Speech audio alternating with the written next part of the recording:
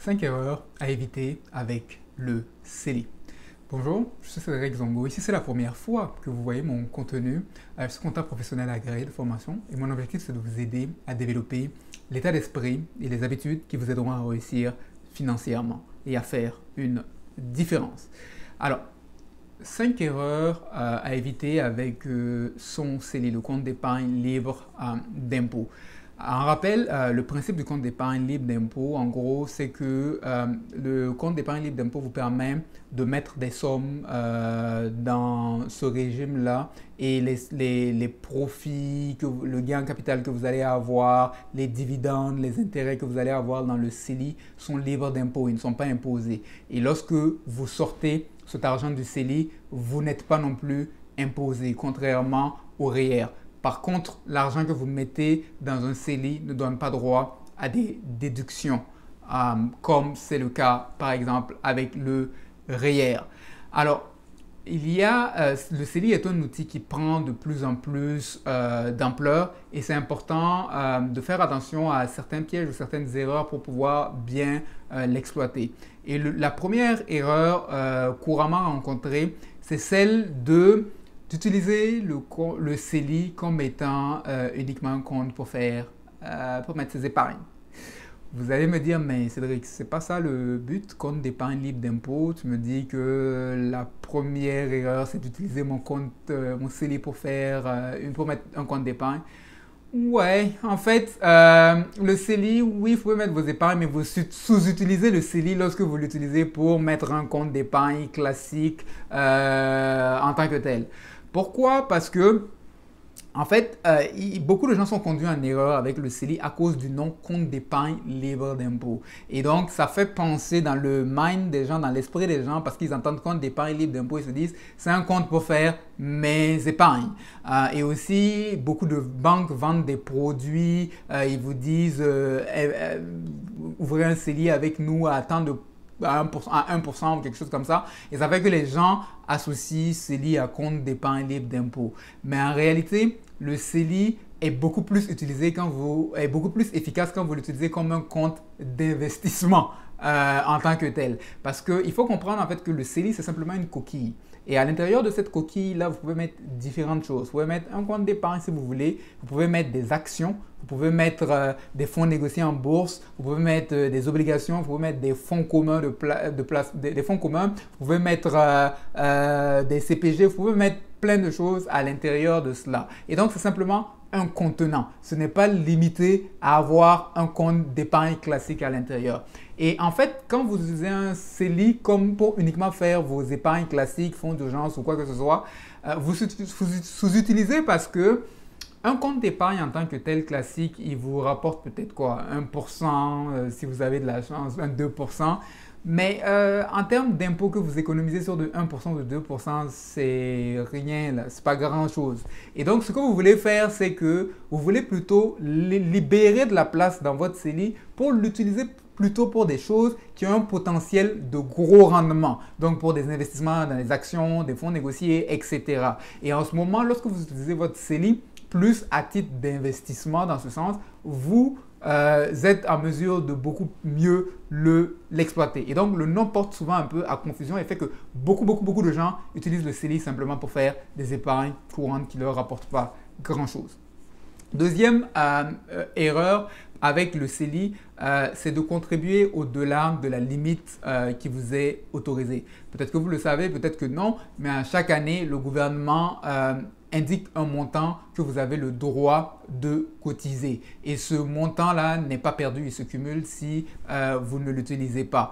Et donc, par exemple, en 2021, vous aviez le droit de cotiser 6 000 $ pour l'année 2021. Et si depuis la création du CELI en 2009 vous étiez un adulte, vous aviez au moins les 19 ans et que vous n'aviez rien contribué, le solde, et que vous n'avez jamais contribué depuis la création en 2009, ben, vous avez la possibilité de mettre jusqu'à un maximum de 75 500 en 2021. Donc, vous avez un maximum et le maximum augmente à chaque année parce qu'à chaque année, le gouvernement dit voici le montant additionnel que vous pouvez rajouter sur ce maximum-là. Et si jamais vous contribuez plus que le maximum qui vous est permis, vous allez avoir une pénalité de 1% par mois sur le montant excédentaire que vous avez contribué jusqu'à ce que vous réglez la situation. Et donc, c'est important de faire attention à ne pas excéder la limite. Et souvent, on peut se retrouver à excéder la limite quand, par exemple, on avait déjà mis le maximum. Mettons que vous aviez déjà mis 75 000 et quelques dans votre 75 500, c'est le maximum. Supposons que vous avez mis 75 000 dans votre CELI. Vous aviez 75 000 que vous avez contribué au maximum jusqu'en 2021. Et vous avez décidé au cours de l'année de retirer 10 000 $ et vous avez remis les 10 000 $ dans le CELI avant la fin de l'année 2021, en ce moment, le gouvernement va considérer comme si vous aviez contribué pour 85 000 $. C'est comme si vous avez fait une cotisation au-delà de la limite permise. Et donc, en ce moment, vous allez avoir une pénalité. Ce que vous devriez plutôt faire, c'est d'attendre le début de l'année civile prochaine, donc le 1er janvier de l'année d'après, où vous allez avoir la possibilité de remettre le 10 000 $ que vous avez enlevé et d'avoir aussi droit aux nouvelles cotisations que le gouvernement va vous permettre. Et donc, c'est important de faire attention à ne pas dépasser votre limite et vous pouvez connaître votre limite en appelant l'Agence du revenu du Canada. Vous pouvez, si vous faites vous-même le suivi aussi, le faire vous-même. Là, troisième erreur à éviter, c'est par exemple d'aller enlever dans un CELI, dans une banque pour aller remettre dans un autre CELI si vous avez déjà atteint le maximum. Donc, si vous avez déjà contribué au maximum, c'est là que les problématiques peuvent se présenter, surtout. Et donc, mettons, vous aviez déjà parce que vous créez des CELI dans différentes banques. Vous aviez déjà un CELI dans une banque A où vous aviez 75 000 $ et vous avez décidé de créer un CELI dans une autre banque B. Vous avez enlevé 10 000 du CELI de la banque A et vous êtes allé le mettre dans la banque B. En ce moment, le gouvernement va dire que c'est comme si vous avez contribué 85 000 au total parce que il faut que ça s'applique à l'ensemble de tous vos CELI. Donc, il faut que la somme de tout ce que vous avez mis dans tous vos CELI n'excède pas la limite que le gouvernement a permis pour l'année en question. Et donc, ça, c'est une erreur à laquelle il faut faire également attention. La quatrième erreur également à considérer avec le CELI, c'est quand vous utilisez le CELI pour faire du day trading. Il faut faire attention lorsque vous utilisez du CELI pour faire du day trading parce qu'en ce moment, vous vous exposez vous allez payer de l'impôt et vous vous exposez à des pénalités de la part de l'Agence du revenu. Parce qu'il faut comprendre que le CELI a été créé pour des fins d'investissement. Alors, quand vous faites du day trading, le day trading, c'est un peu, vous êtes dans une perspective de spéculation où vous achetez des titres pour rapidement les revendre en vous basant sur la fluctuation du cours. Et donc, quand vous faites du day trading, vous êtes très souvent dans des achats-reventes assez agressifs. Et il faut faire attention parce qu'en ce moment, l'agence dit non, vous n'avez pas utilisé le CELI pour l'intention dans laquelle il a été créé, qui est de faire de l'investissement. Et elle dit, donc vous avez essayé de générer du revenu. Vous vous êtes dit, ok, comme le CELI me permet de ne pas payer d'impôts, je vais essayer de faire du day trading à l'intérieur du CELI. Et en ce moment, elle va vous imposer comme si elle imposait un revenu et elle va rajouter des pénalités. Et donc, il faut faire attention à cela. Malheureusement, l'agence ne dit pas quelle est la fréquence de transactions qui tombe dans le day trading, mais de manière générale, elle va dire qu'elle va considérer la fréquence de vos transactions, la sophistication des instruments que vous allez utiliser, par exemple des options, etc. Elle va considérer le temps que vous passez sur vos plateformes, le temps de détention de vos titres, etc. Et il n'y a pas à trop craindre pour la plupart des gens parce que ceux qui font le day trading savent qu'ils font le day trading. Day trading, c'est pas que vous avez acheté, vous avez revendu ponctuellement, mais ceux qui sont dans ce type d'activité ont une idée.